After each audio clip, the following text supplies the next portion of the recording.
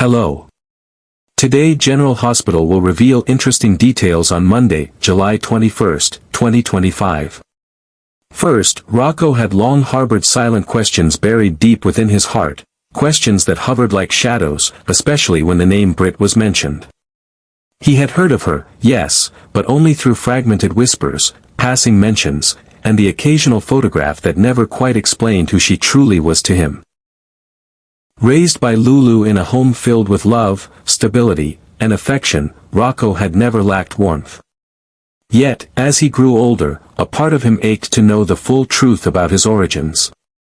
It wasn't about discontent or rebellion, it was the innate human desire to understand oneself, to connect the dots between where one came from and where one was going. It was Liesl who recognized the shift in his eyes one afternoon, the subtle, quiet yearning for answers. And it was Liesl, perhaps out of guilt or perhaps out of love, who finally sat Rocco down and decided the time had come to tell the truth. Her voice was steady, but every word she spoke carried the weight of years kept in silence. She unfolded the complex story of Britt, not just as a name, but as a woman, as a daughter, and most importantly, as a mother. She told Rocco about how Britt had struggled with uncertainty and fear, how she had found herself pregnant at a time when her life was already a tangled web of ambition, secrets, and unmet expectations. Liesl described how Britt, despite her flaws and the controversial circumstances of the pregnancy, had chosen to carry Rocco to term. She hadn't been celebrated for her decision. She hadn't even been comforted. But what she did have was a fierce, quiet love for the child growing inside her. It was not the kind of story where the mother was a hero or a villain, it was simply the truth of a woman who had made a complicated, deeply human choice. That truth resonated with Rocco more than any sugar-coated tale ever could. For the first time, he saw Britt not as a stranger in the background, but as someone who had once trembled with fear, hope, and longing for the child she could not keep. And then came Lulu. Liesl shifted her tone as she spoke of the woman who had stepped into the role of mother not by biology, but by unconditional love. Lulu had not hesitated to take Rocco into her arms, to raise him with every ounce of devotion she possessed. She had sung him to sleep, calmed his fevers, attended his school plays, and wiped his tears. She never treated him as anyone else's child, he was hers in every way that mattered. Liesl wanted Rocco to know that love did not begin or end with blood. Sometimes, love was a choice made daily, quietly, steadfastly. Hearing all of this, Rocco felt something shift within him. The fog of confusion and misplaced shame that had loomed over his sense of identity began to lift. He had always wondered if he was somehow less than, born under unusual circumstances that set him apart. But now, as he absorbed the truth from Liesl's carefully chosen words, he felt something he hadn't expected, peace. Knowing that both Britt and Lulu had loved him, in their own ways and under very different conditions, gave him a sense of wholeness he didn't know he was missing. In the days that followed, Rocco found himself thinking about Britt more often, not as a ghost from the past, but as part of the fabric of his story. He no longer felt like a puzzle missing a piece. Instead, he saw himself as someone who had been the focus of extraordinary choices made by strong women who, in vastly different ways, had protected, nurtured, and fought for him. His thoughts of Britt were no longer tangled in confusion or pain, but laced with a gentle gratitude, even admiration. And his love for Lulu, if possible, grew deeper, rooted not just in shared memories, but in the understanding of what she had taken on when she said yes to raising him. Ultimately, Rocco no longer saw himself as a child defined by the way he came into the world. He now saw himself as someone shaped by love, by Britt's difficult decision, by Lulu's unwavering care, and by Liesl's courage to speak the truth. There was power in that truth. It did not erase the past, but it made it beautiful in its own way. And as Rocco stood by the window that evening, watching the light flicker through the trees, he understood that identity wasn't just about where you came from. It was also about who stood beside you through it all. Second, Lulu had always believed she was doing the right thing. From the moment she brought Rocco home, she vowed to shield him from every shadow of confusion and pain tied to his complicated origins. To her, Britt and Liesel represented the chaos she had worked so hard to escape, fragments of a past filled with deception, manipulation, and emotional wounds too deep to ignore. She had built a world for Rocco based on stability, order, and unconditional love. But when she discovered that Rocco had reached out to Liesel on his own, without telling her, something inside her cracked. The foundation she thought she had so carefully laid now felt fragile and threatened. The idea that Rocco would seek out Liesel, of all people, filled Lulu with dread. She imagined the worst. That Liesel had painted a revisionist portrait of Britt as a victim, or perhaps even as a misunderstood mother torn away from her child. Lulu feared that any such narrative would plant seeds of doubt in Rocco's mind, seeds that could grow into resentment toward her. Her heart raced with questions she couldn't answer. What had Liesel said? How far had Rocco gone in his need to understand the past? Was he beginning to see Lulu as an obstacle instead of a protector? Desperate for clarity, Lulu confronted Rocco, fully expecting tears, confusion, or at least an admission of regret. But instead, he stood firm, calm and surprisingly resolute. He explained that speaking with Liesel had not been a mistake, it had been a gift. He finally understood the context of his own beginnings, the struggle Britt had gone through, and the sacrifice that shaped his very existence. Rocco didn't express anger, nor did he question Lulu's love, but he asked for space to process this new understanding. And that, more than anything, left Lulu reeling. It wasn't the defiance that wounded her, it was the sense that Rocco was no longer depending on her to define the boundaries of his truth. Lulu couldn't accept it, not yet.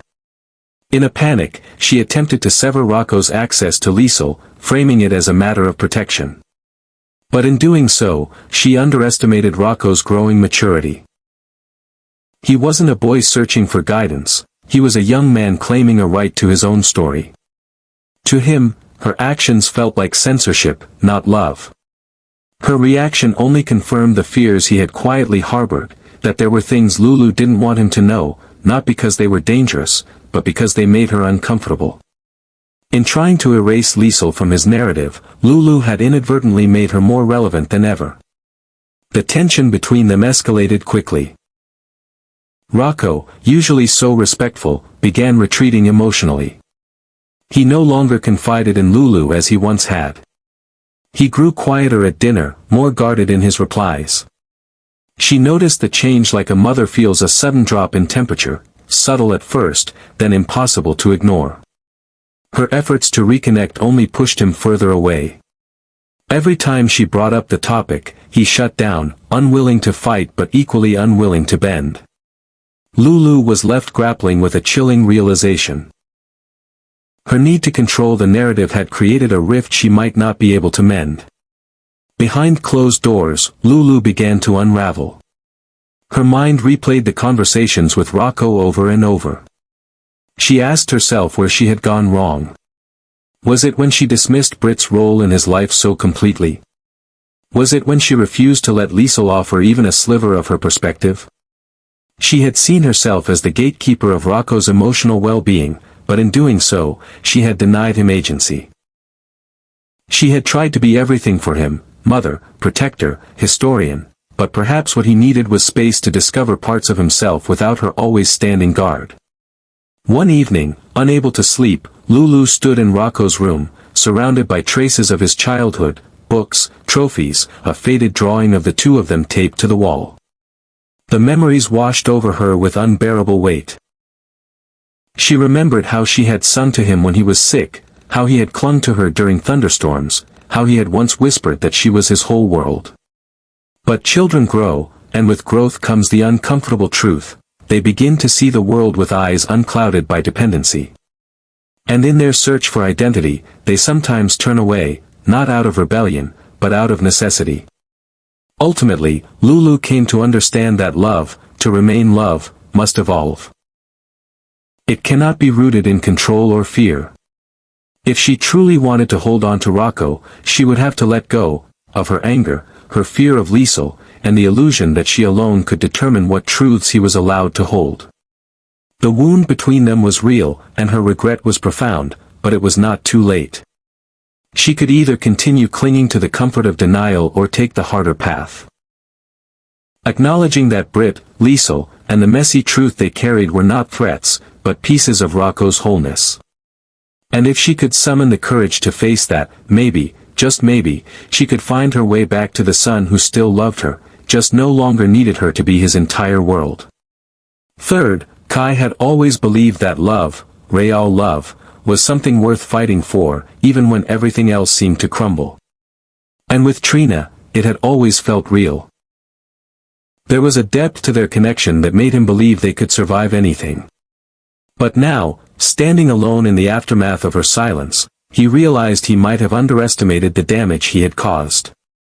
Trina was gone, emotionally and physically distanced, and not because of a misunderstanding, but because he had, in her eyes, betrayed the very foundation of trust that held them together. The moment Trina discovered that he had exposed Curtis's confidential plan to Drew, everything collapsed. And for the first time, Kai truly understood what it meant to lose someone not because they stopped loving you, but because they could no longer look at you the same way. What hurt more was the realization that he hadn't done it out of malice. His intention had never been to sabotage Curtis. He had hoped to bridge a gap between conflicting sides, naively believing Drew might take the information and help neutralize threats. Instead, Drew had twisted it, turning Curtis's strategy against him. Kai had walked straight into a trap, unknowingly delivering ammunition into the hands of a man who had long since abandoned any sense of honor. Now, Curtis was left exposed, Trina devastated, and Kai, ashamed, heartbroken, and furious with himself. The worst part? He couldn't undo what had been done. And Trina, who had once looked at him with complete trust, now saw him as part of the very chaos that was tearing her family apart. But love has a way of lingering, even when words fail. Kai couldn't forget the way Trina's eyes softened when she spoke about her dreams, or how her laughter could quiet the storms inside him. He didn't expect forgiveness overnight, but he knew he had to try. If there was any chance left, any sliver of hope, he had to take it. So he began planning something bold, something undeniable. It wouldn't be a grand romantic gesture meant to impress, but rather an act of accountability, transparency, and courage. Kai decided he needed to confront the truth, not just to Trina, but publicly, so that no one could twist it again.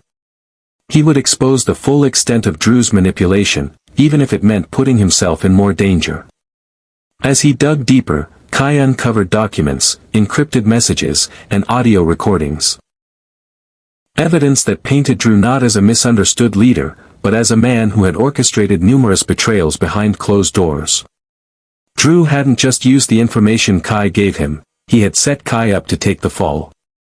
Drew leaked select parts of the plan to rival factions and let Curtis suffer the consequences, all while positioning himself as innocent. The betrayal shook Kai to his core. It wasn't just about what Drew had done. It was about how methodically and coldly he had done it, without a second thought for the lives affected. For Kai, the scales had finally fallen from his eyes. Realizing he had been a pawn, Kai reached out to Curtis. The conversation was tense at first, but Kai's remorse was genuine. He laid out everything he had discovered, apologizing not with words but with action. Curtis, initially hardened, began to see the truth behind Kai's regret. Together, they formed an uneasy alliance, built not on trust, but on a shared desire to take Drew down before he could hurt anyone else. Curtis didn't forgive Kai immediately, perhaps he never would, but he saw the value in a man who was finally waking up. And more importantly, he recognized that they both wanted the same thing, justice. Meanwhile, Trina remained unaware of the storm brewing beneath the surface. She had tried to shut Kai out, burying her pain beneath a wall of resolve. She poured herself into work, into family, into anything that kept her from thinking about the man who had once held her heart. But part of her still wondered if Kai truly understood what he had done. Part of her still hoped he might fight, not for her, but for what was right. That hope lingered like a stubborn ember, refusing to go cold, no matter how hard she tried to smother it. The day Kai stood before a gathered crowd, releasing the truth about Drew. Complete with recordings, messages, and a brutal timeline of betrayal, was the day everything changed. His voice trembled, but his spine remained straight. He admitted his role in the fallout, took ownership of the mistakes he had made, and offered no excuses. He didn't ask for forgiveness. He simply told the truth. And in doing so, he reclaimed his own dignity, no longer a pawn but a man taking control of his choices. The public was stunned, and Drew, once shielded by manipulation, was suddenly vulnerable, exposed for the predator he had become. In the crowd, Trina watched from afar. Her eyes filled with tears, not of sadness, but of conflicted pride. She saw the man she once loved not trying to win her back, but trying to become better. And that mattered more than roses or apologies. She didn't know what the future held for them, or if their paths would ever align again. But in that moment, she saw Kai clearly, not as the one who betrayed her, but as the one brave enough to change. And maybe, just maybe, that was where healing could finally begin. Finally, for months, whispers had circulated about a secret neurological research lab tucked deep beneath the Swiss Alps, rumors dismissed by many as conspiracy, until Jason stumbled onto something he wasn't meant to see. The name that chilled him wasn't Dalton, though the rogue professor had long been associated with controversial mind-mapping experiments. It was Britt. A blurry surveillance still, captured at a remote airfield, showed a woman disembarking a helicopter with a familiar gait, eyes shielded by dark glasses. Jason's breath had caught in his throat. He had buried her once. He had mourned her death. But if this was real, if Britt was truly alive, or worse, if someone was masquerading in her image. He needed answers. Fast. Tracking the signal led him to the airport in Geneva, where Jason waited in silence, staring down every arriving passenger until the air shifted, time slowed, and the woman stepped through the gate. It wasn't just resemblance. It was her. Same bone structure, same curve of the jaw, same haunted elegance. But her eyes, God, her eyes, were empty. When she passed by him without a flicker of recognition, it was like a blade tearing through his chest. He stood frozen, rooted in disbelief, as she calmly continued walking, expression vacant, like a ghost unaware of her past. Jason called her name once, quiet, almost reverent, but she didn't flinch. Back in Port Charles, Liesl felt a strange tightening in her chest as if something unspoken had shifted in the universe. Her bond with Britt had always been complex, forged from guilt, pride, and maternal love layered beneath years of missed chances. She had grieved Britt's death like a scar that refused to close. But now, Jason's urgent call from Geneva pulled her back into a state of stunned hope. The possibility, no matter how fragile, that her daughter was alive rekindled a maternal instinct that had never truly died. She boarded the next flight without hesitation, torn between hope and terror. As Liesl arrived at the medical safe house where Jason had brought the woman, the air crackled with anticipation. The figure on the bed looked so much like Britt that Liesl's knees buckled. But it wasn't just a physical resemblance, it was something deeper. The way the woman's hand curled when she slept. The subtle scar beneath her ear from a childhood fall. Liesl's voice trembled as she whispered Britt's name, but again, there was no reaction. Not even a flicker. The woman's amnesia appeared absolute. Her memories were locked behind a wall built by science, trauma, or perhaps both. Jason stood at the edge of the room, watching the scene with hollow eyes. He had always been the man of action, the protector, the one who never let emotion derail the mission. But seeing Britt again, alive yet unreachable, fractured something inside him that he couldn't put back together. He had been ready to risk everything for a second chance, and now, that chance stood before him like an echo he couldn't touch. He hated himself for hoping, hated the way his heart still raced every time she stirred, and most of all, he hated the possibility that someone had done this to her, taken her mind while leaving her body behind. The name Professor Dalton began to haunt their every discussion. Liesel, digging through her old files and WSB contacts, discovered disturbing evidence that Dalton had once worked on a cognitive reconstruction project. One aimed at replicating neural pathways in subjects suffering from memory loss, or even constructing artificial identities. The question now loomed, was this truly Britt, resurrected and memory wiped? Or had Dalton created a genetic duplicate, someone with Britt's DNA, but none of her soul? The line between science and cruelty had never felt thinner. And neither Jason nor Liesel were prepared for the moral abyss they might have to cross to get her back. Even as they tried to unravel the truth, another unsettling reality emerged. Britt, whether clone or real, was beginning to show signs of distress. Subtle tremors in her hands, flashes of confusion, and fragmented dreams she couldn't understand. It was as if part of her mind was trying to break free, to remember something vital. Jason refused to believe that the woman before him was gone forever. He began talking to her in hushed tones, retelling moments from their past, recalling the sharp glint in her sarcasm, the way she challenged him, how she had once saved his life and broken his walls. He hoped that somehow, memory lived not just in the brain, but in the heart. And then, one night, as Britt stared out the window at a full moon, her lips moved, not quite a whisper, but unmistakable.